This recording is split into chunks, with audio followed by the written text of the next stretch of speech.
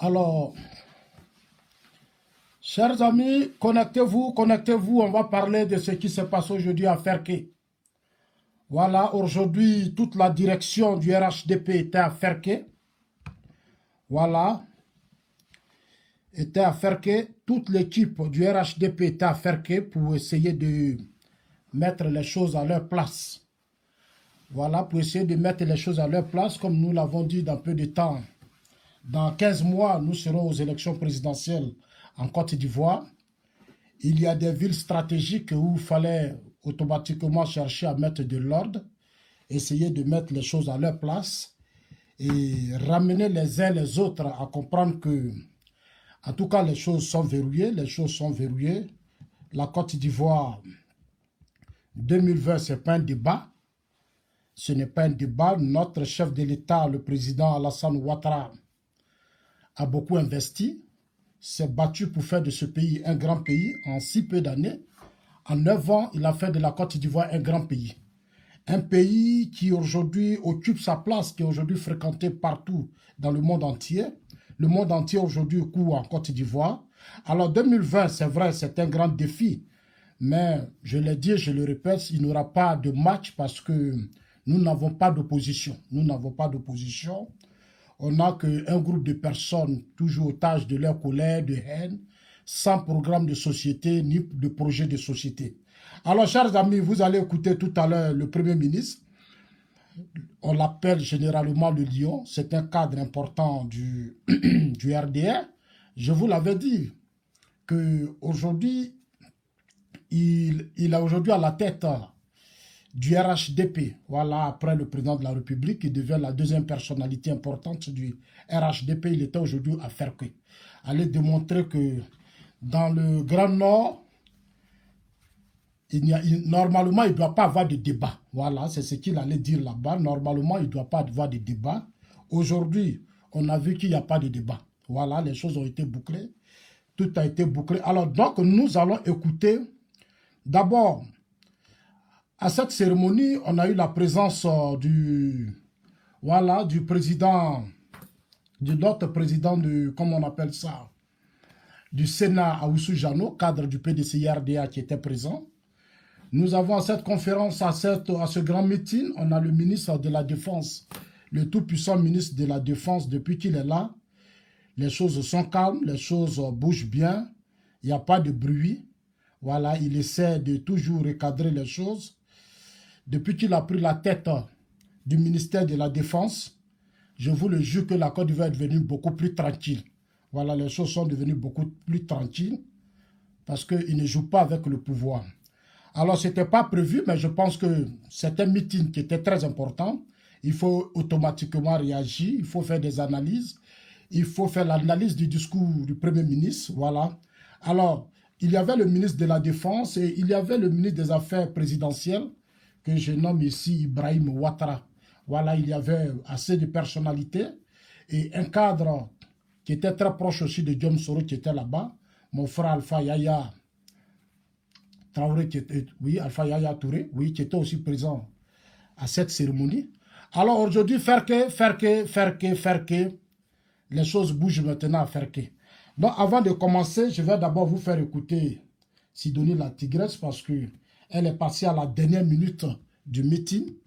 Voilà, j'aurais voulu qu'on la laisse.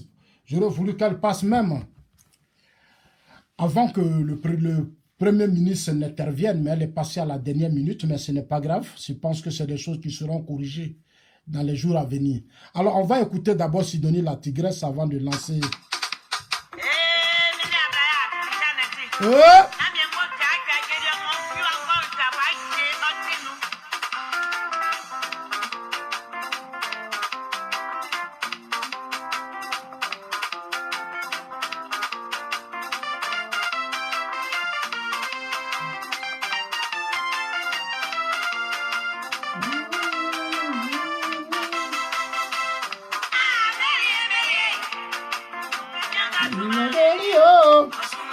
Aujourd'hui, on était à Ferké. Ah oui, on allait mettre de l'ordre à Ferké. Je vous ai dit, RHDP là, c'est pas débat. Sidonie. Merci la Tigresse.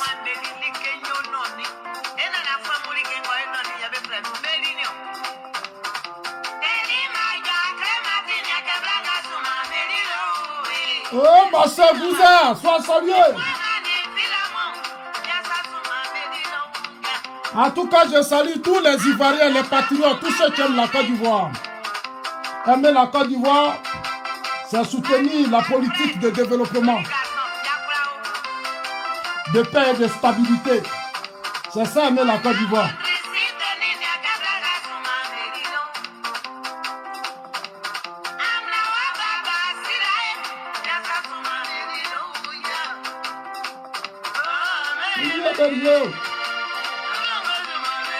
Merci, ça c'est la chanson de la victoire en 2020. Ça sera un coup KO. Je vous informe que ça sera un coup KO, il n'y a même pas de débat. Alors, ce meeting se fait, ouais, à l'absence de, comme on appelle ça, de Jom Soro, à l'absence de nos amis de la Soro Gang, à l'absence de nos amis de la Soro Gang. J'ai appris que Jom Soro est hors de la Côte d'Ivoire avec Bédier. Aujourd'hui, ils ont tous compris que... Il y a quelqu'un qui m'a dit que Zasso, tes amis disent maintenant qu'ils ont compris que quand si on reste à Abidjan, rester à Abidjan, ça ne donne plus le pouvoir. Donc, ils sont allés se chercher des amis, des alliés au plan international. C'est ce qu'on m'a dit. C'était un ami important qui m'a appelé. Il a dit qu'ils sont allés chercher des alliés au plan international. Parce que 2020, ça sera aussi un grand défi pour eux. J'ai appris que aussi que Laurent Gbagbo et Bédier n'arrivent pas véritablement à s'attendre sur, comme on appelle ça, leur plateforme. Gbagbo serait vraiment prêt à soutenir la plateforme, alors que Gbagbo lui-même se bat pour retourner en Côte d'Ivoire. Il se bat pour son retour en Côte d'Ivoire. Donc, je ne suis pas sûr, est-ce que Gbagbo va soutenir la politique de ceux qui veulent aujourd'hui ramener la Côte d'Ivoire, parce que beaucoup d'opposants, j'entends les gens sur les réseaux sociaux déjà dire que en 2020, s'il n'y a pas eu ça, le président Ouattara sera responsable, il aura la guerre, il aura ceci. J'ai dit aux gens, pourquoi à chaque fois pour une élection, il doit avoir la guerre? Pourquoi toujours en Côte d'Ivoire, pour une élection, il doit avoir des morts? C'est des questions que je me pose. Pourquoi toujours pour une élection, on doit mourir en Côte d'Ivoire? Est-ce que les gens ne sont pas fatigués? Vous n'êtes pas fatigués de mourir? Vos parents ne sont pas fatigués? Non. Ceux qui sont morts, qu'est-ce que vous avez fait d'eux, de leurs enfants? Donc, ce sont des questions que je me pose. Et je leur pose aussi. Il y a eu des milliers de morts, il y a des réfugiés, il y a beaucoup qui sont là. Qu'est-ce que vous avez déjà fait pour leurs enfants? Voilà, donc il faut vraiment arrêter ce cinéma, cette comédie, et puis penser à l'avenir de la Côte d'Ivoire, proposer des programmes. Oui, on est d'accord que vous critiquez, mais il faut que vos critiques soient constructives. Vos critiques participent à l'éveil des consciences et surtout amener le gouvernement. Mais il ne faut pas que ça soit des critiques parce qu'en 2020, on veut le pouvoir pour venir faire palabre. Pouvoir là, vous avez eu pendant 10 ans, vous n'avez rien fait. Alors ceux qui ont travaillé, nous, en 2020, on va les accompagner tranquillement pour la continuité. Alors, chers amis, je le dis et je le répète toujours, hein, est-ce que Gbagbo va soutenir véritablement Henri Konan Bédier? Je l'ai dit et je le répète, Gbagbo ne prendra pas ce risque. Il ne prendra pas ce risque parce que déjà lui-même il a des difficultés. Déjà avec la CPI qui n'est pas une, mais ça fait déjà. C'est un procès qui est parti, je ne sais pas, peut-être qu'après 2020, moi je dis ça depuis le début, aux uns aux autres. Voilà, voilà. Donc depuis 2020, je l'ai dit aux uns aux autres. La CPI, je n'aime pas les problèmes de justice parce que c'est des trucs qui sont très longs. C'est ceux qui sont très longs. Il faut beaucoup éviter les problèmes de justice. J'ai interpellé beaucoup les gens ne comprenaient pas. Alors,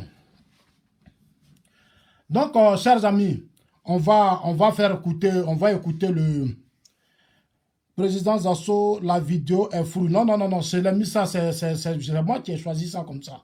C'est moi qui ai choisi ça comme ça, cher ami, ne t'inquiète pas. C'est moi qui ai voulu que la vidéo soit comme ça. Je vais être en blanc-noir parce qu'aujourd'hui, on était à Kong. On était à Kong. Voilà, on était tous à Kong. On allait mettre de l'ordre à Kong. Donc, ne vous inquiétez pas, voilà.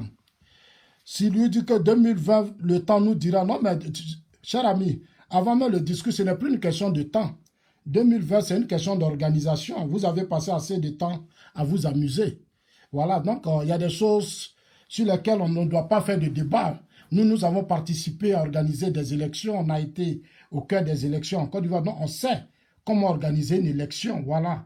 Une élection, ce n'est pas un jeu d'enfant. Si tu as passé tout ton temps à boycotter, à t'amuser, le résultat sera vraiment lamentable. Nous sommes à 15 mois des élections présidentielles. On n'a pas besoin de mentir. Alors, chers amis, oui, j'ai dit la vidéo là, c'est moi qui ai voulu que ça soit comme ça. C'est moi qui l'ai fait comme ça. C'est pas flou, laissez ça comme ça.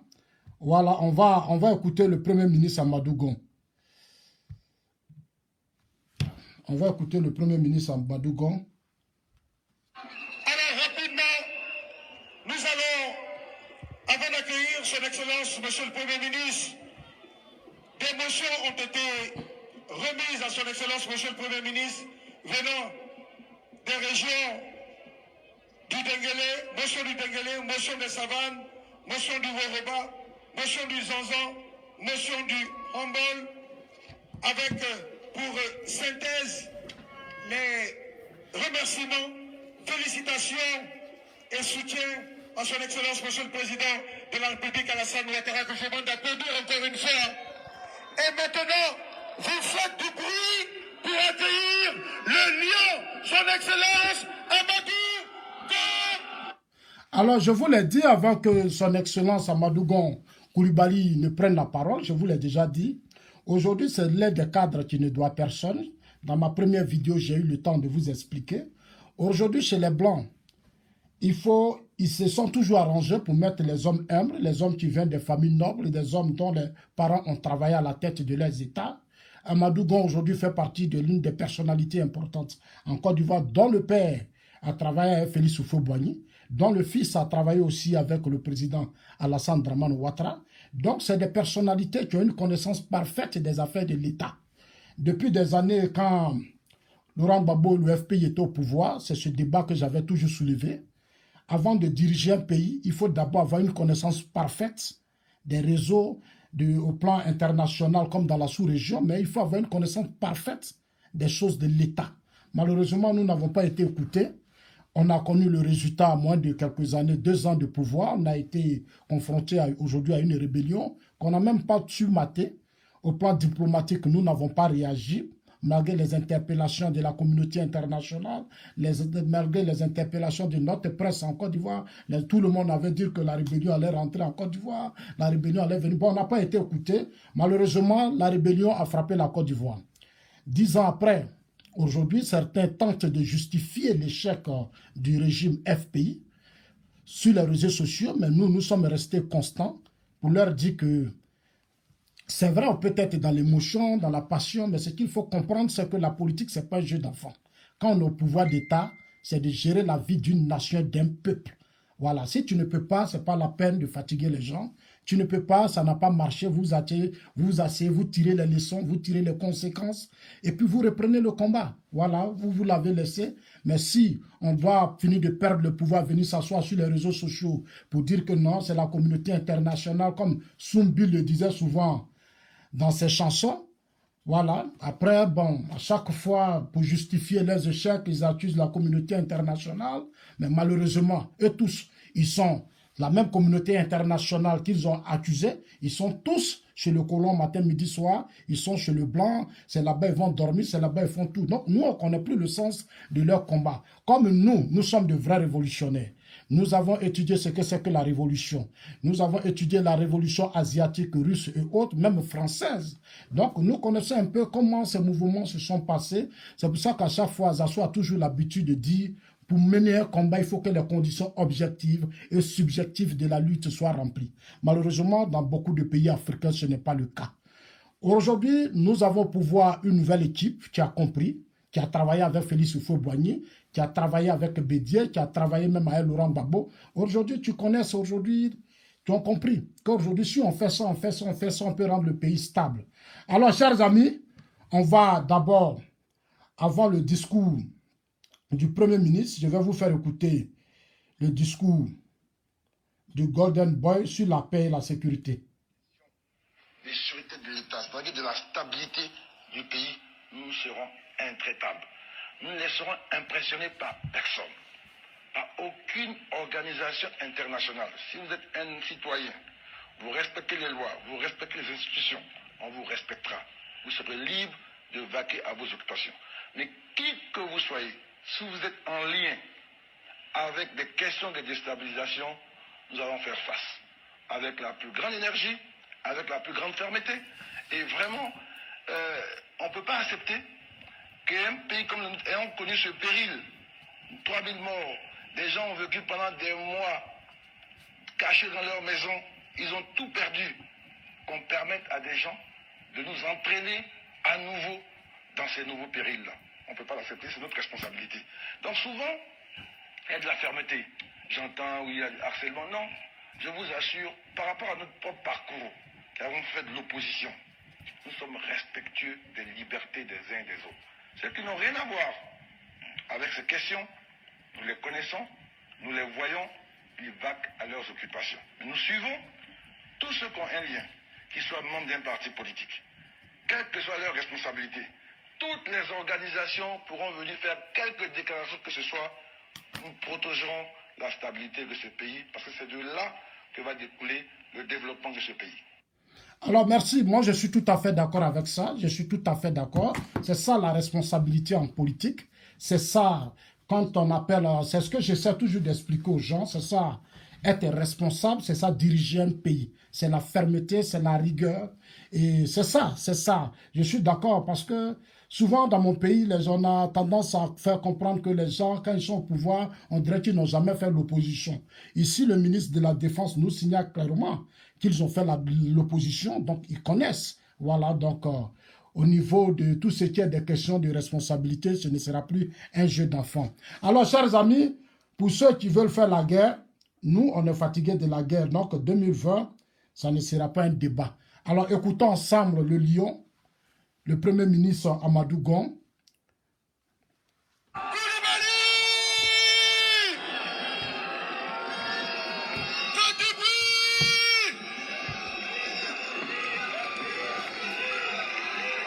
C'est aujourd'hui à faire que c'est le lion.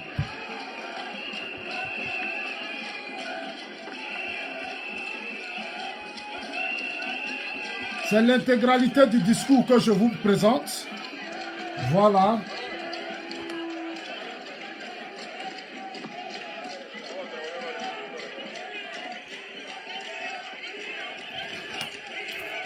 Il était à Korogo, il était à Ferke dans le village de Djom Soro. Merci, merci, merci. Et aujourd'hui, hors du pays, il allait chercher ses partenaires, ses alliés. Monsieur le Président du Sénat,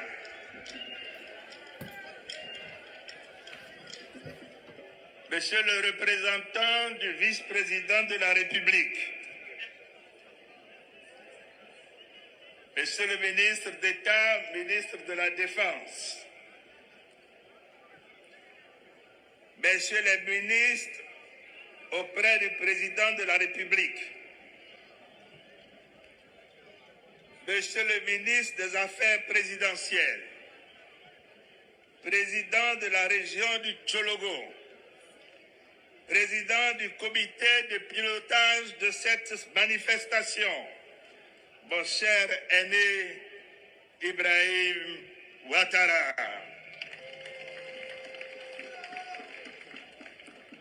Monsieur le ministre Gilbert Kafana Koné, président du comité d'organisation.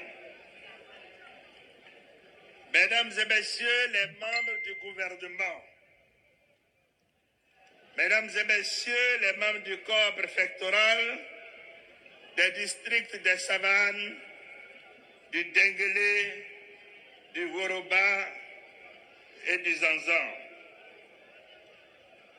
Mesdames et messieurs les présidents des conseils régionaux, maires, députés, sénateurs des districts des Savanes, du Denguélé, du Woroba, du Zanzan et de la région du Hambol. Mesdames et messieurs les présidents des conseils d'administration, directeurs généraux, directeurs centraux et chefs de service, distingués chefs de canton, chefs de village, chefs de communauté et guides religieux, chères braves femmes et chers amis jeunes des régions du Poro, du Tchologo, de la Bagoué, du Folon, du Kabadougou, du Béré, du Bafing, du Worodougou, du Bunkani et du Yambol. Honorables invités, chers amis des médias, mesdames et messieurs. C'est bizarre, le Premier ministre a retrouvé sa voix. Ah, en tout cas, la voix d'aujourd'hui, là, c'est une voix qui me surprend beaucoup. Hein. En tout cas, le Premier ministre, le lieu a retrouvé sa voix de jeunesse. On continue le meeting. Nous voici ce matin ici à Ferkessédougou, au cœur de la région du Tchologo, massivement rassemblés pour être témoins et acteurs de ce vibrant et mémorable hommage à son Excellence M. Alassane Ouattara, président de la République de Côte d'Ivoire. Mais également digne et valeureux fils de la Côte d'Ivoire, une minute, hein, qui fait par son parce qu'il y a un action son et son leadership la grande fierté de notre pays. Et je dois vous le dire. Une minute, s'il vous plaît, je vais changer quelque chose rapidement. Voilà, attends, j'arrête un peu parce qu'il y a un son qui me gêne dedans là.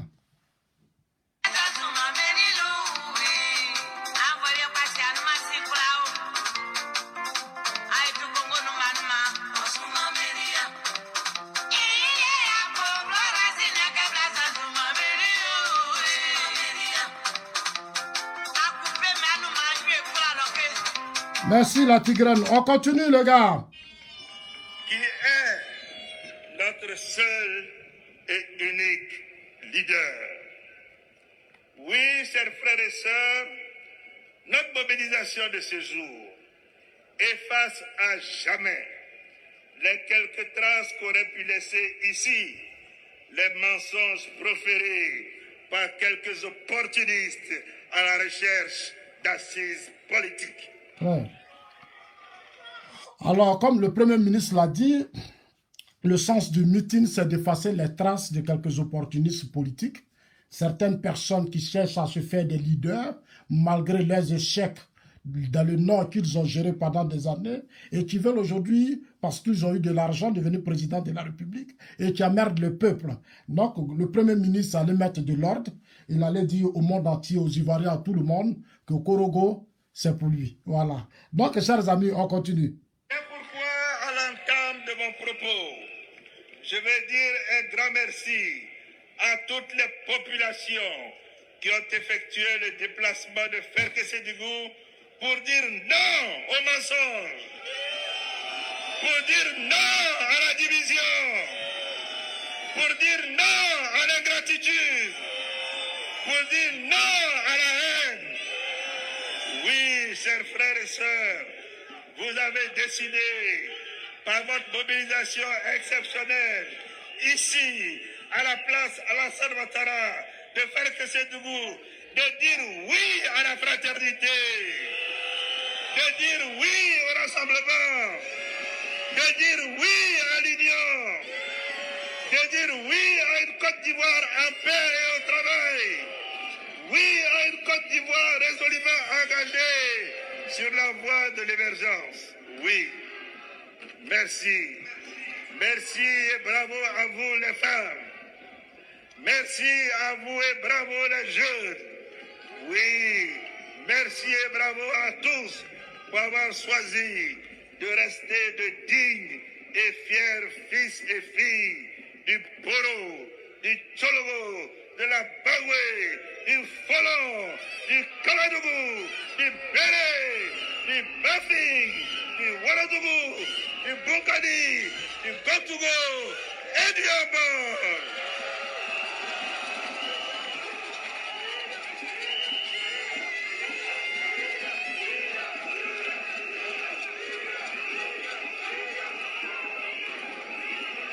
Je voudrais, à ce stade de mon propos, saluer et remercier toutes les hautes personnalités venues traduire leur attachement au chef de l'État et à la République à travers leur présence effective à cette cérémonie.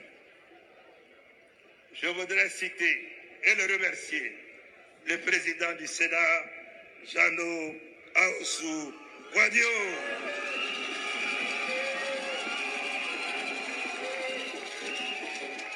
Je voudrais également citer le ministre d'État, ministre de la Défense, Ahmed Bakayoko.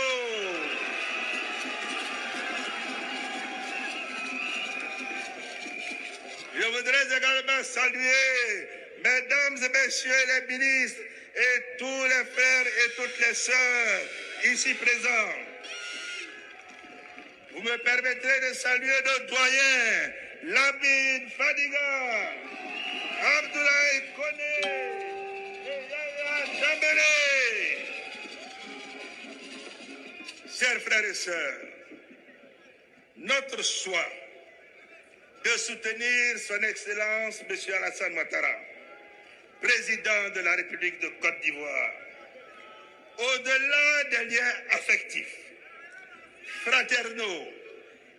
fraternels et filiaux qui nous lient à lui, c'est également un choix guidé par la raison. En effet, cette grande et belle cérémonie d'hommage est la meilleure reconnaissance qui soit au président de la République, dont le leadership et la grande vision sont reconnus aussi bien en Côte d'Ivoire que partout dans le monde, pour le travail remarquable de transformation et de modernisation de notre pays qu'il a entrepris so courageusement et avec un succès remarquable. En effet, sous son impulsion et dans le cadre de sa grande vision de faire de la Côte d'Ivoire un pays émergent, notre pays connaît des mutations profondes et remarquables dans tous les domaines. Et on peut le dire sans aucun risque de se tromper, la Côte d'Ivoire se porte mieux. Le Grand Nord se porte mieux sous le président Alassane Ouattara. Je voudrais à ce stade également de mon propos faire une mention spéciale à un de nos doyens, le doyen Laurent Dona-Folomo.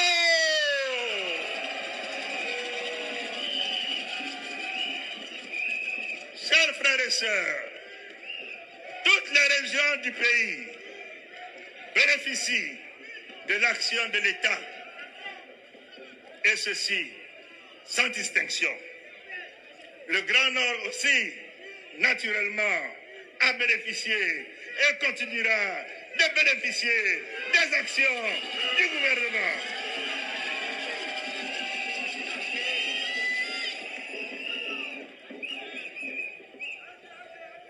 Je ne vais pas tout citer, mais je prendrai quelques exemples qui me paraissent importants. Au titre de l'électrification rurale, de 1990 à 2010, 1825 localités ont été électrifiées en Côte d'Ivoire. Pendant que le président de la République a fait électrifier de 2011 à 2019 2291 localités. Contre 2818 de 1960, date de notre indépendance, jusqu'à 2011. Dans la continuité de l'action... Alors, c'est déjà quelque chose d'important concernant le projet et le programme de gouvernement du président Ouattara. Le Premier ministre vient de nous dire ici clairement que de 90 à 2010, depuis 90, ça veut dire depuis la mort de Félix Houphouët-Boigny, on a obtenu seulement que 1827 localités électrifiées. Aujourd'hui, sous le président Ouattara de 2011, en 2019, nous avons eu plus de 2891 localités électrifiées. Ça fait déjà partie du bilan d'abord. Quand on dit au bilan, là, c'est ça qu'on appelle bilan. Voilà, c'est ça qu'on appelle bilan. Quand Zazo dit bilan, c'est de ça là que je parle. Gouvernemental, tenez-vous bien, à fin 2020, le président Alassane Ouattara aura permis de faire en sorte que nous ayons en Côte d'Ivoire, sur la période 2011-2020, 3960 localités supplémentaires électrifiées. Qui dit mieux? Qui dit mieux? Ainsi, dans le Zanzan. Alors, fin 2020, ça dit qu'avant la campagne qui arrive en 2020, le président Ouattara aurait permis à la Côte d'Ivoire d'avoir plus de 3960 localités supplémentaires qui seront encore électrifiées. Ça, c'est déjà un bilan inattaquable. Quand le président Ouattara dit c'est inattaquable, je pense que c'est pas vrai et c'est pas faux. Le président Ouattara, aux yeux du monde entier, la communauté internationale, a dit que mon bilan, il est inattaquable. Je n'ai pas vu d'opposition réagir. Les opposants ont commencé à réagir lorsqu'il s'agit de la CEI et la carte d'identité nationale. Le président Ouattara a dit depuis France que mon bilan, il est inattaquable. Je n'ai pas vu l'opposition parler. L'opposition n'a même pas dit non, monsieur le président, organisez une conférence de presse pour dire non, sur tel point c'est ceci, sur tel point c'est cela, mais ils ont laissé l'affaire passer. Moi, je vous rappelle ça toujours, c'est pour ça que j'ai besoin d'une opposition civilisée, mature et responsable. En Côte d'Ivoire, nous n'avons pas d'opposition civilisée. On n'a pas d'opposition mature, on a seulement que des petits clans de personnes qui font l'éloge des gens qui sont dans le culte de la personnalité. Voilà, qui passent toujours leur temps à maintenir le peuple dans le système que eux ils veulent, c'est-à-dire les maintenir dans la pauvreté et puis continuer de manipuler cette jeunesse. Parce que plus la jeunesse est pauvre, plus on peut les amener à Figayo, on peut les amener à Noumabo, remplir les bars, mettre la musique, à la veille, donner des bouteilles de koutoukou, bière, tout, ils vont boire. Matin, ils viennent et remplir l'espace, ils vont danser, ils vont chanter. Voilà la Côte d'Ivoire que l'opposition veut nous imposer en 2020. Alors que nous sommes des hommes civilisés, on ne va pas les laisser nous imposer ça. Ça, c'est une réalité. C'est pour ça que j'ai décidé de relancer l'intégralité du discours du Premier ministre pour que déjà, ensemble, nous fassions le point, le bilan déjà de ce que le chef de l'État, le président Ouattara et son gouvernement dirigé par l'actuel Premier ministre Gon Coulibaly, voilà, nous fassent déjà le point. Donc, chers amis, notez, prenez vos bics pour ne plus qu'ici on fasse débat. Parce que le vrai débat, c'est qu'est-ce que tu as fait? Qu'est-ce que vous avez fait? C'est comme ça que les Blancs raisonnent ici chez eux. Chez les Blancs ici, on n'en dit pas, non, à cause de la France, à cause de ceci, eux n'ont pas ce temps. On t'a mis au pouvoir, on t'a donné les moyens de l'État, tu as tout, qu'est-ce que tu as fait? C'est comme la femme, tu dis, tu as marié la belle femme, tu dis, tu l'as vue, on dit, bon, voilà la femme. Maintenant, tu as femme là, c'est toi qui coupes partout, tu te plains, non, c'est à cause de lui là, j'ai fait ça, c'est à cause de lui là, j'ai pas fait ceci. C'est ça qu'on appelle l'irresponsabilité politique et l'immaturité politique. Donc, chers amis, on continue le discours, le lion parle. Depuis Ferke, ça c'est depuis Ferke.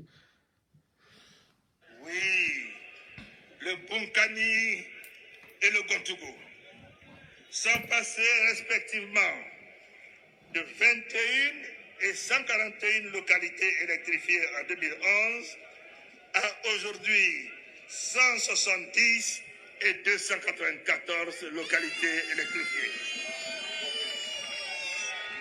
Dans le Woroba, le Worodougou, le Béré et le Bafing sont passés respectivement de 64, 30 et 26 localités électrifiées à 148, 119 et 107 localités électrifiées aujourd'hui. Dans les Saman, oui, la Bagoué, le Tchologo et le Poro sont passés respectivement de 39, 38 et 104 localités électrifiées à 106, 153 et 404 localités électrifiées. Dans le Dendélé, oui, le Folon et le Kamadougou sont respectivement passés de 16 et 34 localités électrifiées à 66 et 139 aujourd'hui. Le Hambol, tenez-vous bien, la région où il a séjourné pendant quelque temps, il n'y a pas longtemps, Le handball, quant à lui, est passé de 38 localités électrifiées en 2011 à 186 localités électrifiées en 2018. Oui, c'est ça la vérité, c'est ça la réalité, c'est ça qui est vrai, c'est ça Alassane Ouattara. Oui, je vous le dis, la Côte d'Ivoire, notre pays, se porte mieux. Toutes les régions de la Côte d'Ivoire se portent mieux. Oui, il en est ainsi sous le président Alassane Ouattara. Je prendrai un autre exemple. Je ne ferai pas tous les secteurs, mais je prendrai un autre exemple, celui du secteur des routes. Vous savez que dans la région, les routes qui sont exécutées ou en cours de travaux sont les suivantes. La route Boundiali-Tengrela, frontière du Mali, est terminée. Le renforcement de la route Bouaké-Ferké est en cours. Et Ferké-Ouangolo est terminé. La bretelle de la route Ferké-Nation et la bretelle Nation-Kong sont en cours. Le bitumage de la route Odéné-Béléba est achevé. Le bitumage de la route Boundiali-Odéné est presque achevé. Le bitumage de la route Bankono-Tiédingoué est presque achevé. Et nous avons également la route Bankono-Séguéla. Le bitumage de la route Odéné, frontière du Mali, et Odéné, frontière de Guinée, a démarré. Mais les routes de Bouaké-Bassawa, Oudiali Diara, Korogo-Bengue, Korogo-Dikodougou et Tarato-Kassere-Sahara constituent les nouvelles priorités. Ayez confiance.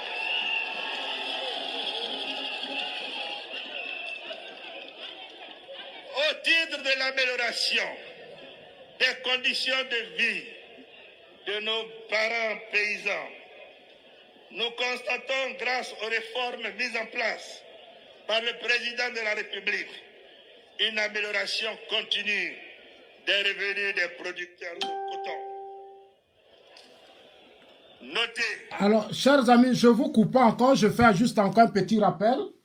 Hier, je vous l'ai dit dans ma vidéo que au niveau de la biographie du Premier ministre, l'actuel Premier ministre, je voudrais d'abord vous dire qu'il a fait ses études à l'école des travaux publics. C'est pour ça que quand il parle de construction de ponts, quand il dit ça achevé, c'est quelqu'un qui a fait les travaux publics à Yamoussoukro et il a obtenu son diplôme d'ingénieur. Donc c'est un ingénieur qui est en face de nous. Voilà, qui est en face de nous. Alors Amadou Gon a été, comme je l'ai dit, Amadou Gon commence sa carrière en tant qu'ingénieur de la direction des contrôles des grands travaux.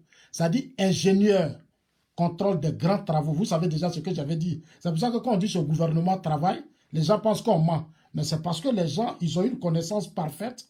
Ils ont étudié, donc c'est tout à fait normal. Alors, Amadou Gon, au sein du cabinet en 90, lorsque le président Ouattara devient Premier ministre de la Côte d'Ivoire, il a intégré son cabinet.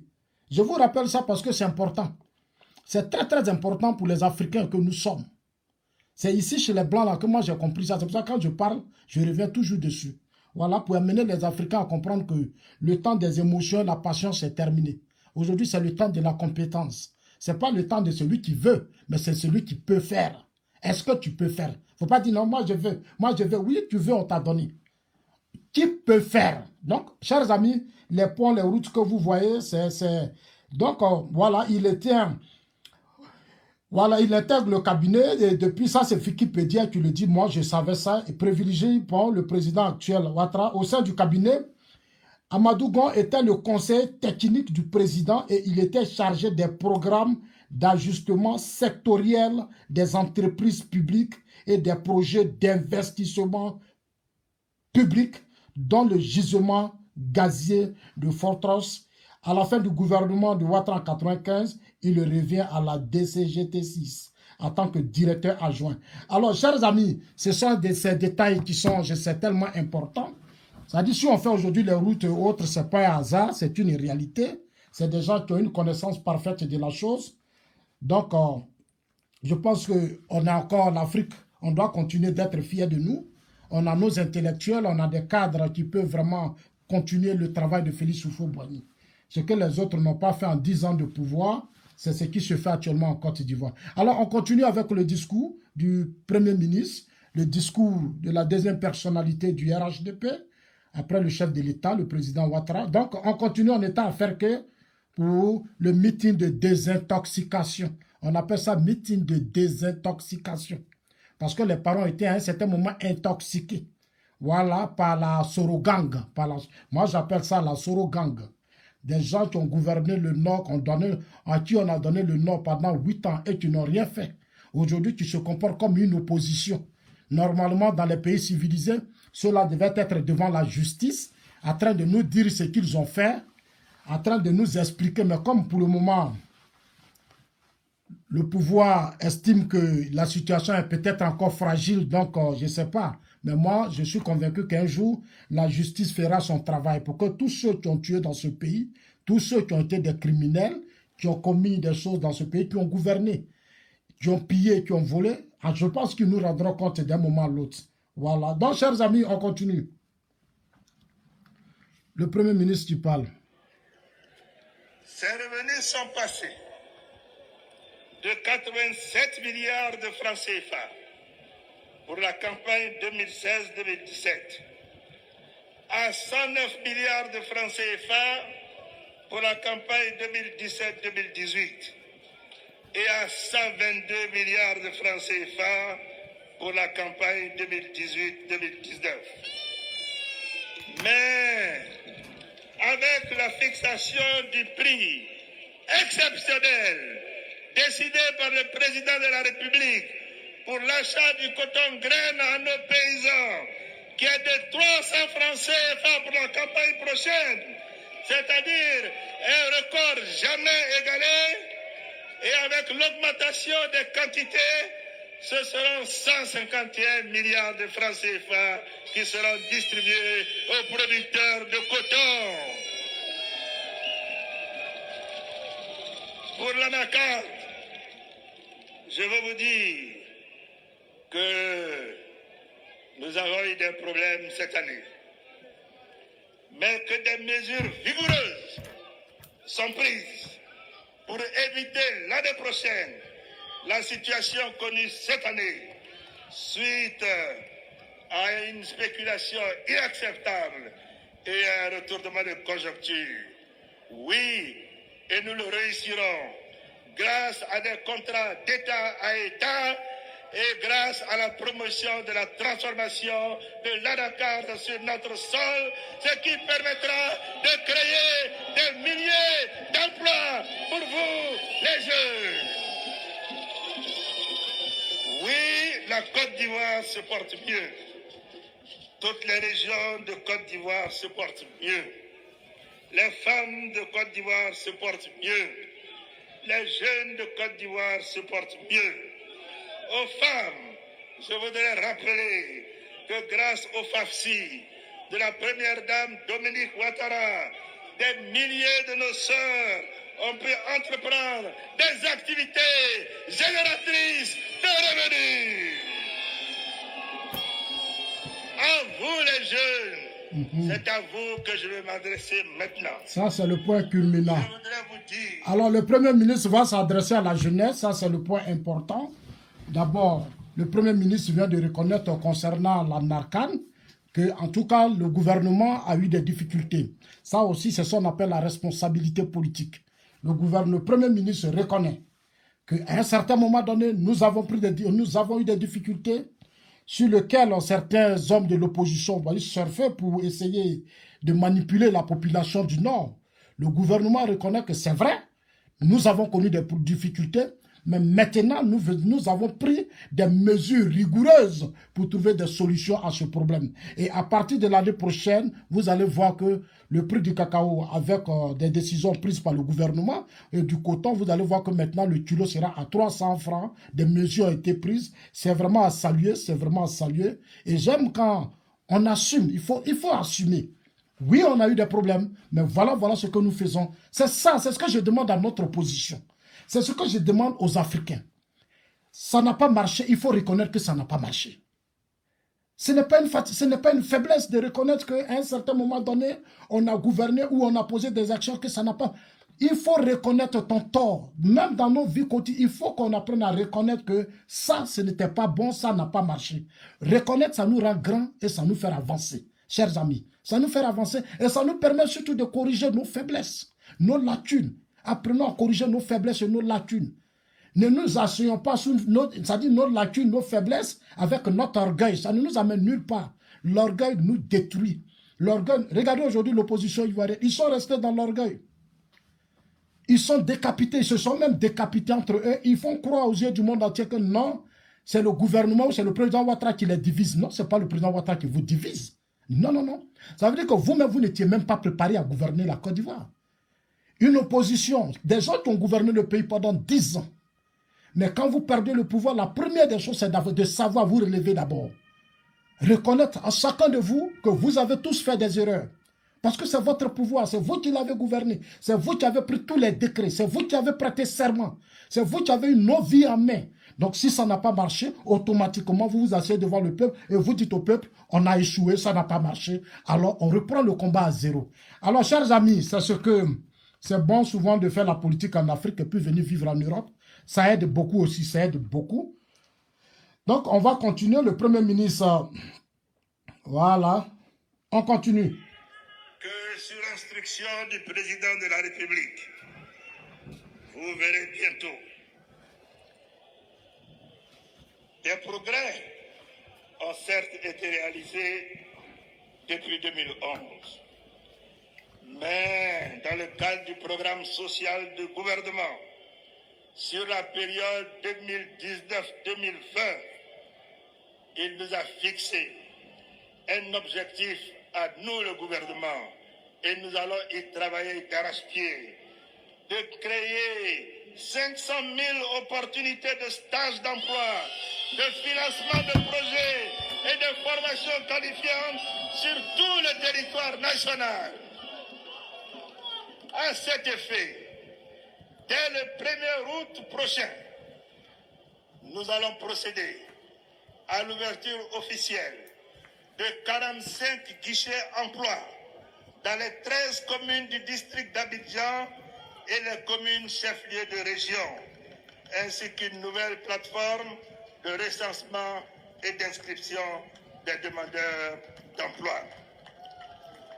Ces guichets emploi permettront de recenser tous les jeunes demandeurs d'emploi et de les faire bénéficier des opportunités qui sont créées dans le cadre du programme social du gouvernement.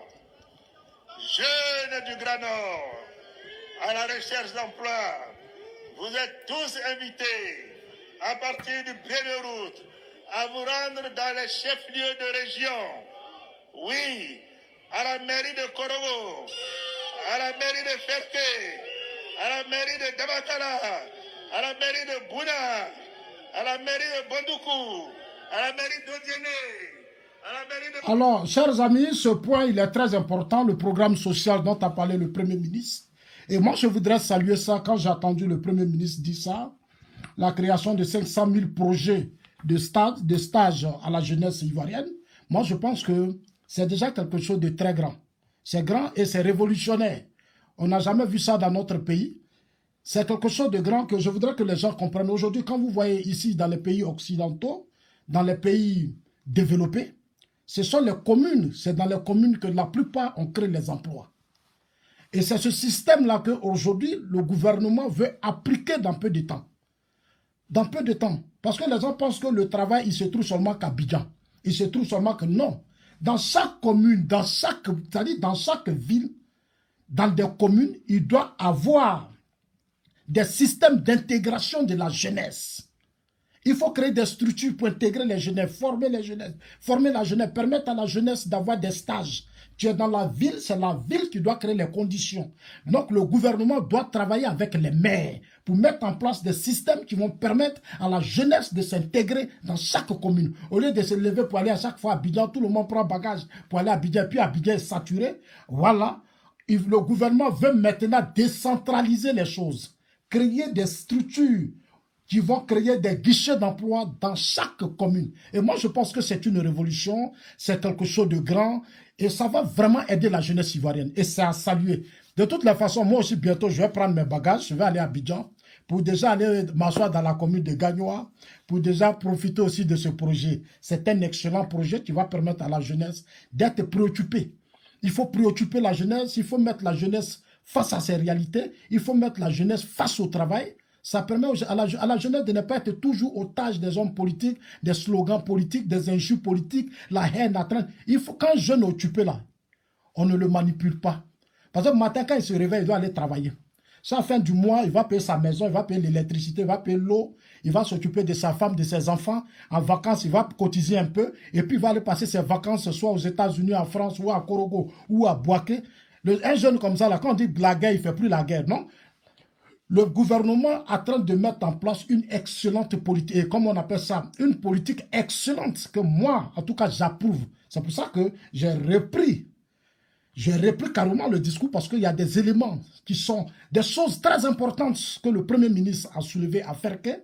Dire à la jeunesse de Ferke qu'on ne doit plus vous mettre sur les bâches en train de bavarder. Parce que ceux qui viennent ici à Ferke, qui bavardent, sont des gens qui, à un certain moment donné, ont gouverné Ferke. Ils ont été comme le vice-président. Soro a été le second président de la Côte d'Ivoire. La Côte d'Ivoire avait 2 chefs de l'État. Et ça, c'est un message fort que la Soro Gang doit comprendre. Voilà, cette bande de personnes qui sont là, qui insultent, qui ont la haine, comme programme de gouvernement, les caricatures comme projet de société. Le Premier ministre vient de vous dire qu'aujourd'hui, on doit installer des guichets pour que chaque jeune, ça dit, même si tu n'avais pas été à l'école, l'État va créer des formations, tu pourras sur le tas apprendre à devenir forgeron. Ici, les menuisiers, ce sont des hommes riches. Les forgerons sont des hommes riches. Tu es fermier, tu es riche. Tu es maçon, tu es riche. Donc, il faut, c'est l'entrepreneuriat. Donc, chers amis, la politique lancée déjà par le Premier ministre Amadou Gon, qui est le second responsable important du RHDP aujourd'hui, vient déjà nous dire qu'il y a un espoir. Il y a un espoir pour la jeunesse. Donc, moi aussi, je profite pour dire à la jeunesse que je serai dans peu de temps avec vous en Côte d'Ivoire pour qu'on essaie de vous expliquer. C'est très important. C'est ce qui se passe chez les Blancs. Quand vos frères quittent en Europe et puis viennent, ici, on les intègre facilement. Ils sont à la maison et puis on les appelle, on dit non, tu dois faire une formation, tu dois faire ceci, tu dois faire cela. Moi, quand je suis arrivé, j'ai bénéficié de ça. J'ai bénéficié de ça. Tu es à la maison même et puis on t'envoie une lettre, on dit bon, voilà les formations. Voilà, va dans telle structure, choisis des formations. Moi-même, j'ai fait. Quand je suis arrivé, on dit, bon, si tu fais le matin, tu dois aller le soir, dans la journée, tu dois aller travailler ici, tu dois aller travailler ici, mais tu dois faire ça, tu dois faire ça. Donc, nous tous, on a bénéficié de ça. C'est pour ça que je salue la politique engagée, la vision actuelle que le Premier ministre vient de lancer. Je pense que la jeunesse doit maintenant comprendre, prendre ses responsabilités elle-même, parce que c'est important. Chaque jeune doit maintenant prendre ses responsabilités pour s'intégrer, parce que personne ne pourra t'intégrer, personne. Personne ne pourra t'intégrer. Il n'y a que toi pour t'intégrer. Si tu penses que tu vas passer ton temps à faire des palabres, on va attendre 2020, puis on va dire allons, on va marcher, on va occuper les rues, tu vas te battre avec tes policiers. Ça veut dire que toi-même, tu n'as encore rien compris. Ça veut dire que tu n'as encore rien compris de ta vie. Combien d'années, plus de 20 ans, on est dans les rues, en train de se battre. Et ceux qui se battent pour nous n'ont même pas de vision. Quand ils prennent le pouvoir, ils s'enrichissent, les enfants fréquentent dans les grandes universités, et puis nous, on est assis là, dans nos pauvretés. Parce qu'ils aiment ça. Plus on est pauvre, plus ils peuvent nous utiliser. Alors, moi, je suis là pour dire à cette jeunesse, parce que quand on a été à l'école, c'est ça pour ouvrir les yeux. Nos parents, là, quand ils nous mettent à l'école, ils payent bic, on a faim. Matin, bonheur, le vieux va te réveiller, tu vas aller à l'école, tu vas te laver. Nous, on fréquentait d'abord au village, donc nous, on a eu une expérience. Matin, bonheur, quand tu te réveilles à 5 heures, tu dois aller puiser l'eau au marigot. Nous, on va puiser l'eau au marigot. Sur le marigot, on va puiser l'eau. Tu vas venir, tu vas te laver. Matin, tu dois mener fagot au champ. Fagot à l'école, tu as puiser l'eau de la... Donc tout ça, nous, on connaît. C'est pour ça, quand tu as parcouru tout ça, tu as eu un petit niveau, tu as eu une petite formation, tu ne dois plus être otage des hommes politiques. Tu ne dois pas passer ton temps à insulter les gens pour des hommes parce que tu as eu toute une vie. Ton père a souffert, ta mère a souffert pour que tu sois là. Donc, quand ils ont fait ça, c'est pour que dans leur vieillesse, toi, l'enfant, tu t'occupes d'eux. L'enfant, là, toi, on t'a mis au monde pour que toi, tu t'occupes de tes parents. Maintenant, venir être pro-Gbagbo ou rien. Moi, je suis Soro, on va se battre, on va s'insulter. Ce n'est pas de ça il s'agit. Ce n'est pas de ça il s'agit. Tes parents t'ont mis à l'école. Soro, son père l'a mis à l'école. Lui, il a fini, il est devenu rebelle, il a eu son argent. Toi, tu devais faire quoi de ta vie? Voilà la question. Gbagbo, son papa l'a mis à l'école. Il est devenu, oui, il est devenu président. Mais cela ne veut pas dire que tu dois être otage de Gbagbo. C'est pas vrai. C'est pas vrai. Si tu dis que tu es otage de Gbagbo, ça veut dire que toute la souffrance de tes parents, là, ça ne veut rien dire. Ça veut dire que tes parents ont souffert pour rien.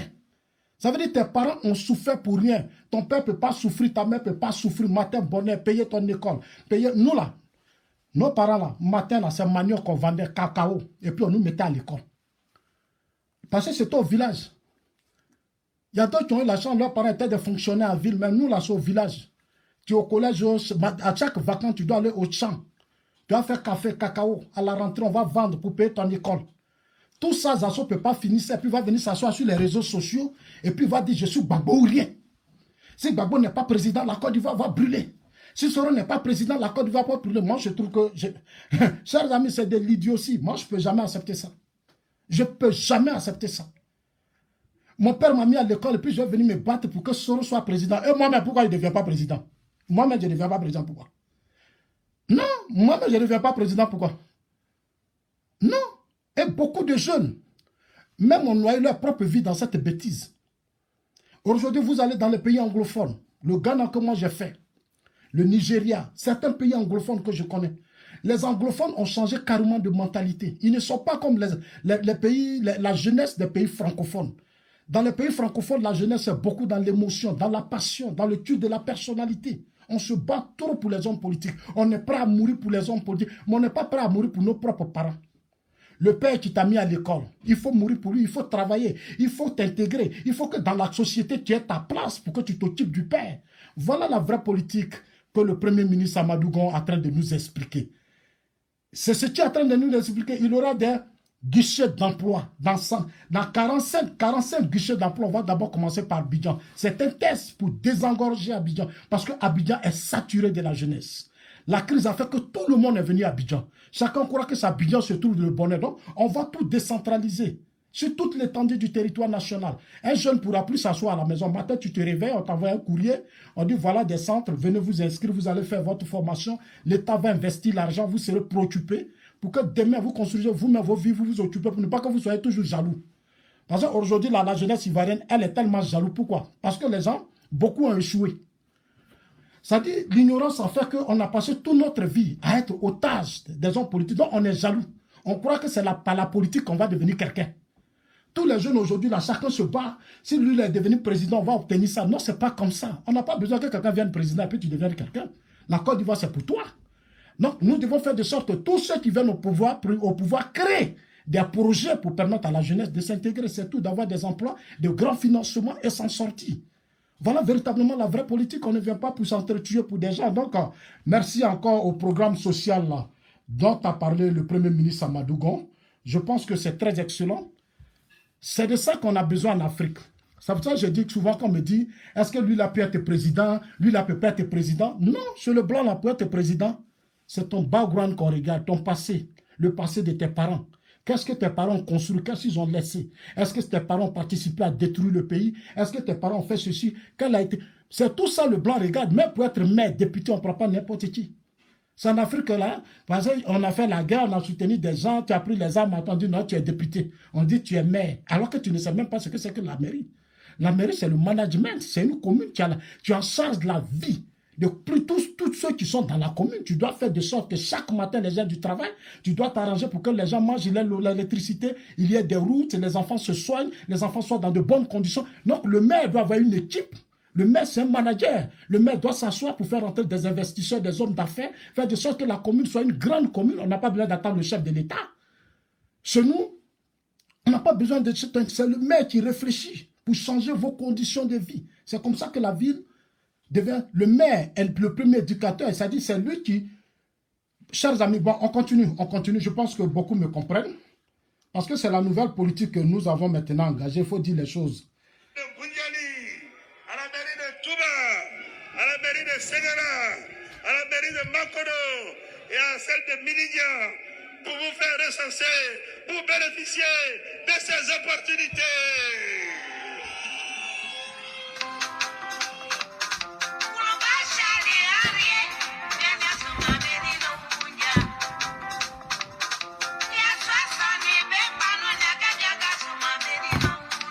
Merci le Premier ministre Amadou Gon.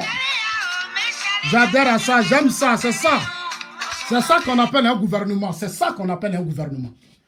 Le Premier ministre profite de l'occasion, après avoir expliqué à la jeunesse le programme social, comme se fait dans tous les grands pays du monde, au Ghana, partout. Après avoir expliqué le programme social, le Premier ministre déjà prépare l'esprit de la jeunesse déjà à se préparer.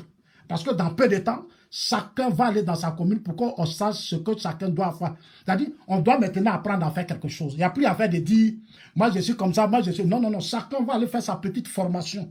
L'État met tout à votre disposition, vous allez faire votre formation. L'État va financer, l'État va s'accompagner. Pour ceux dont les parents n'ont pas les moyens, l'État va les prendre en charge. Et moi je pense que c'est une très, très, très bonne politique.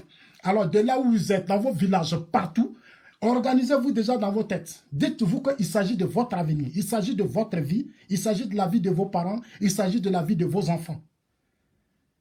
Et ça, c'est tellement important. Parce qu'en Afrique, dans les pays francophones, on connaît la guerre parce que la jeunesse n'a pas de formation, la jeunesse n'a pas d'emploi, la jeunesse souffre. Nombreux d'entre nous ne sont pas allés à l'école parce que le père n'avait pas les moyens, ou bien le papa était décédé, la maman est décédée, l'oncle, bon, tu n'avais pas de soutien, tu t'es retrouvé dans la rue. C'est tout ce système que le gouvernement veut corriger. En mettant en place, comment on appelle ça, ce projet, ce programme social. Tous ces gens qui ont été victimes dans leur famille, des victimes entre le père et la mère, ça n'allait pas. L'enfant a été abandonné ou bien la mère est décédée, le père est décédé. Tous ces gens-là, c'est pour vous, c'est pour nous tous, parce qu'on est tous dedans, hein, c'est pour nous tous que ce programme est lancé. Donc, chers amis, préparez-vous parce que c'est un projet ambitieux, c'est grand, et je pense que le président Ouattara a dit que la fin de son programme, ça allait être consacré au social. Donc, c'est la politique sociale qui est lancée, déjà pour engager la jeunesse, amener, parce qu'une fois que déjà tu te réveilles le matin, tu t'as fait une formation, quand on va te dire demain, il faut descendre dans la rue pour faire la guerre, tu dis, moi, je ne peux pas faire la guerre, moi, je ne peux plus faire palabre, je ne peux plus mourir pour un homme politique, parce que tu es concentré sur ta formation, tu veux obtenir une bonne formation pour devenir quelqu'un. Donc, c'est très, très important. Je pense que c'est à saluer, je voudrais encore saluer le Premier ministre Amadou Gon Coulibaly, l'ingénieur, c'est un ingénieur. On a encore des ressources, pour faire de la Côte d'Ivoire un grand pays. En tout cas, que Dieu soit avec nous. Mais après ces 45 guichets, voilà, il sera procédé en septembre prochain à l'ouverture de guichets emploi dans toutes les autres communes sur toute l'étendue du territoire. Et vous pourrez comme ça, à partir de septembre, vous rendre dans toutes les communes pour vous faire recenser et bénéficier des opportunités nouvelles qui sont mises à votre disposition. Je ne dirai pas plus, parce que les différents porte-paroles qui se sont succédés ici à cette tribune ont dit avec force et détail les motivations profondes de cette journée d'hommage. Il n'est donc plus besoin d'insister sur les acquis de la gestion du président Alassane Ouattara, tant ils sont visibles autour de nous, que ce soit dans le secteur de l'éducation ou celui de la santé. Chers frères et sœurs, il est incontestable que la Côte d'Ivoire d'aujourd'hui est loin de ce pays déstructuré, avec des retards importants accusés dans tous les secteurs, dont a hérité le président Alassane Ouattara en 2011. Cependant, nous savons qu'il reste, comme dans toutes les nations du monde, des défis à relever. Mais de là à verser dans le négationnisme, comme le font certains acteurs politiques, est totalement inacceptable, irresponsable et même insultant pour l'intelligence des Ivoiriennes et des Ivoiriens. Oui, ils ne savent pas ce que c'est que le processus de développement d'un pays. Le développement d'un pays est un travail de longue haleine qui s'inscrit dans le temps et dans la constance. La marque des grands hommes d'État est d'en accélérer le rythme par des sauts qualitatifs importants grâce à leur leadership personnel, leur vision et leur courage politique. Et c'est ce que... Non, chers amis, je suis épaté. Je suis épaté. Et puis, je vais revenir sur ça demain. Vous voyez, c'est ce que j'ai dit là. Attends, je suis tellement content. Je viens de retrouver un premier ministre. Il faut maintenant qu'on lui donne le micro. Il faut qu'on lui donne le micro parce que c'est important, important. Regardez le discours. Écoutez bien ce qu'il dit. Hein. Écoutez, il parle du processus de développement. Le premier ministre dit que l'opposition ivoirienne ne sait pas notre opposant. Ceux qui sont toujours dans le négationnisme, ceux qui sont toujours là, matin, midi, soir, qui rêvent à la guerre, à la guerre, à la guerre, coup d'État, rébellion, qui veulent toujours la déstabilisation parce qu'eux, ils se sont enrichis dans ça.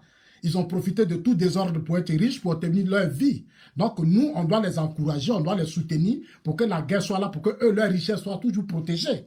C'est-à-dire, eux, ils ne seront jamais devant la justice, ils ne vont jamais justifier tout ce qu'ils ont eu, ou ils ont enlevé leur richesse, tous ces gens qui sont morts. Ils vont rester comme ça, basant cadeau, on ne va pas en parler.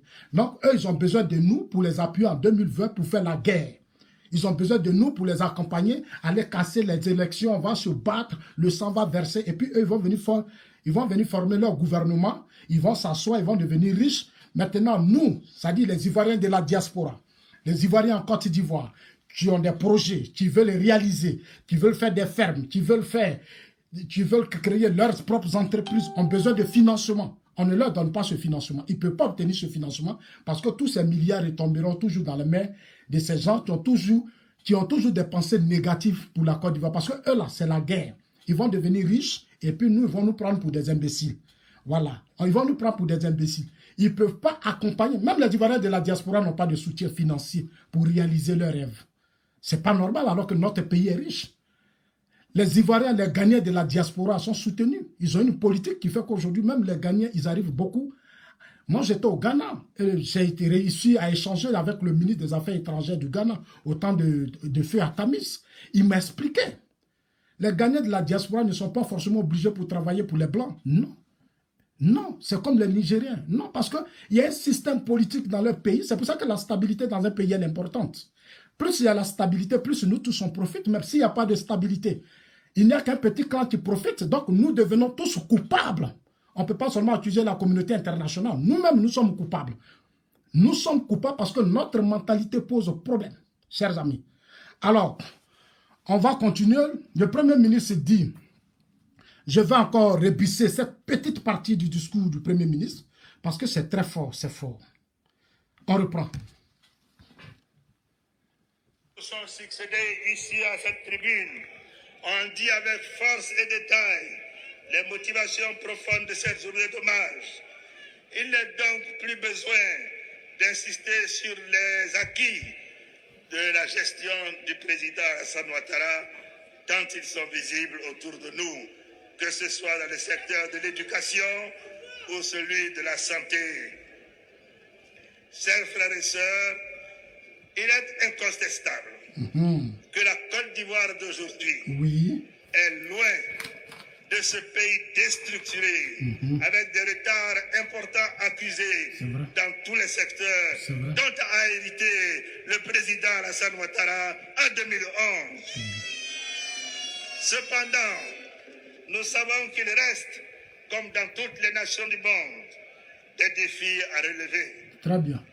Mais de là à verser dans le négationnisme, comme le font certains acteurs politiques, ça c'est vrai, est totalement inacceptable, irresponsable et même insultant pour l'intelligence des Ivoiriennes et des Ivoiriens. Ça c'est un discours intellectuel, ça c'est le discours d'un intellectuel. Je suis tout à fait d'accord avec ça.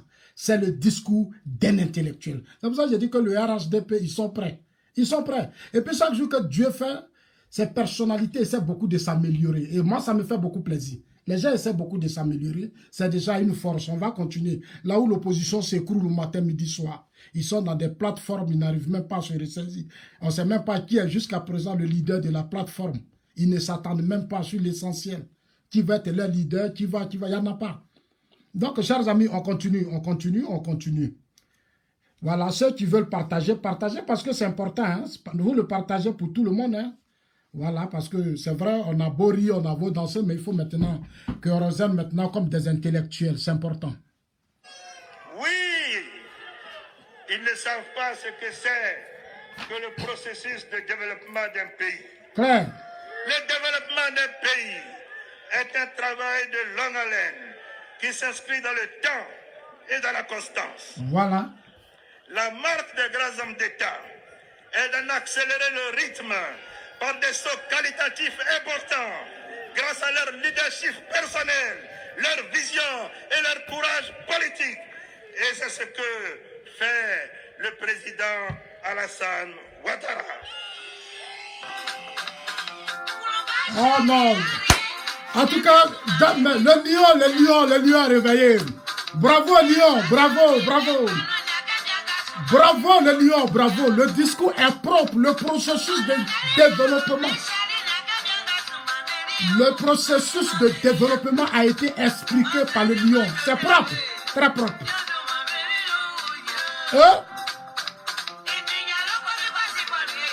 On continue. On continue, je suis content comme ça. J'aime ça. Ce n'est pas Trump seulement qui va parler comme ça. Ce n'est pas Obama seulement qui va parler comme ça. Ce n'est pas Macron. Nous avons des intellectuels qui ont le speech, les gens qui parlent. C'est important. Il faut maintenant parler, il faut communiquer, il faut expliquer les choses. Je suis content de la manière dont les choses sont expliquées. Je pense que très bientôt, faisons de sorte que le Premier ministre ait maintenant plus le micro pour qu'il ait l'habitude d'enseigner ses adversaires politiques. Dans toutes les grandes nations qui se sont développées, même la Corée du Nord, le fils de Kim Il-sung a éduqué les cadres et même l'opposition. Dans tous les pays, si vous voulez être de grands pays, éduquez vos opposants. Apprenez-les à comprendre ce que c'est que le processus de développement. C'est ça, le travail de développement. Il faut qu'on leur explique ça. Parce que si les gens ne comprennent pas, on aura des opposants où chaque jour, certains jeunes, tout le monde est devenu politicien. En Côte d'Ivoire, il suffit de créer un petit mouvement politique, parti politique. Tu as eu tes petits groupes de famille derrière toi. Tu as tes amis derrière toi. Tu es leader politique. Voilà.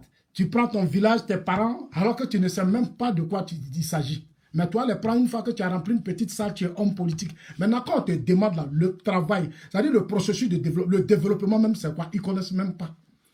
Ils vont venir dire non, pour nous, le développement, c'est le départ de Ouattara. On ne veut pas de Ouattara. Ouattara étranger, Ouattara ceci, nous on ne mange pas pain, on ne mange pas roux, mais ce n'est pas ce qu'on vous demande. Vous voulez diriger un pays, venez nous expliquer ce que vous pouvez faire. Ce que vous connaissez là, venez nous dire, parce que ceux qui investissent dans le pays, les investisseurs, tous ces hommes d'affaires qui vont là-bas, ce ne sont pas des analphabètes. Ce sont des intellectuels qui vont investir dans notre pays. Non, allez-y leur expliquer. Parce que eux là, c'est qu'il faut rentrer les capitaux. C'est qu'il faut rentrer les capitaux dans nos pays, c'est qui créent les emplois. Non, il faut leur expliquer au plan stabilité sociale, développement et autres. Qu'est-ce que vous leur proposez pour qu'eux, ils restent dans le pays pour investir? Il ne faut pas aller leur dire que non, c'est parce que je ne veux pas que Ouattara soit président. Ce n'est pas un programme de gouvernement. Moi, je vois certains intellectuels sur les réseaux sociaux, alors qu'ils ont été à l'école, certains même vivent en Europe ici. Quand on leur demande, 2020, Ouattara doit partir. Oui, il s'en va, mais vous nous proposez quoi? Quand je les appelle pour dire, oui, j'ai vu, Ouattara doit partir. Maintenant, vous là, vous nous proposez quoi? On dit, non, ça sent, Ouattara va partir. J'ai dit, mais ce n'est pas un programme, ce n'est pas un projet. Vous êtes des intellectuels. Il ne faut pas rester ne maintenir vos amis dans l'ignorance. Expliquez-les. Ouattara va partir. Oui, mais vous nous proposez quoi? Parce que c'est ça. Vous nous proposez quoi? Moi, j'ai construit ma maison. J'ai fait ceci, j'ai fait cela. L'année prochaine, voilà ce que j'attends. Toi, tu me dis, Ouattara doit partir, mais moi, ça ne m'arrange pas. C'est pas ça, c'est pas ce que ça ne me convainc pas. Nous en sommes 2020, quand moi je prendrai le pouvoir, comme tu as fait ça en 2020, voilà ce que j'ai fait, voilà ce que je fais, voilà ce que je fais. Moi, je regarde, si ça m'arrange, je suis avec toi. Si ça ne m'arrange pas, je ne suis pas avec toi. Parce que c'est mon avenir qui m'intéresse. L'avenir de ma famille, de mes enfants, c'est ça qui est la priorité dans tous les pays civilisés. Donc, chers amis, le Premier ministre l'a dit, il a expliqué véritablement ce que c'est que le travail de développement. Il est en train de donner un coup magistral à nos opposants politiques, un coup politique, pardon, à une opposition qui ne sert rien du tout. Alors, on continue. Nous écoutons encore le Premier ministre Amadou Gon Coulibaly, l'ingénieur. Chers frères et sœurs, ces progrès importants arrivés pour chacun d'entre nous. Rassemblement, leur leadership personnel, leur vision et leur courage dans tous les secteurs dont a hérité le président est totalement inacceptable, irresponsable et même insultant pour l'intelligence des Ivoiriennes et des Ivoiriens. Oui, ils ne savent pas ce que c'est que le processus de développement d'un pays. Claire. Le développement d'un pays est un travail de longue haleine qui s'inscrit dans le temps et dans la constance. La marque des grands hommes d'État est d'en accélérer le rythme par des sauts qualitatifs importants grâce à leur leadership personnel, leur vision et leur courage politique. Et c'est ce que fait le président Alassane Ouattara. Amadou Gon, ce gars-là, il est fort. Hein? Moi, j'ai jamais... Il me surprend aujourd'hui. Que nous avons pu réaliser sont le fruit de la paix retrouvée dans notre région et dans la Côte d'Ivoire. C'est également le résultat des efforts de rassemblement des filles et fils de notre pays, consolidés par le président de la République, son Excellence M. Alassane Ouattara. Oui, le temps des incompréhensions et des querelles de clochers est derrière nous. Oui. Le temps des interrogations et des doutes est passé. Car les perspectives sont là et elles sont prometteuses. Le temps de nous engager fermement et résolument autour du président de la République, autour de sa grande vision et de son action est plus que jamais arrivé pour chacun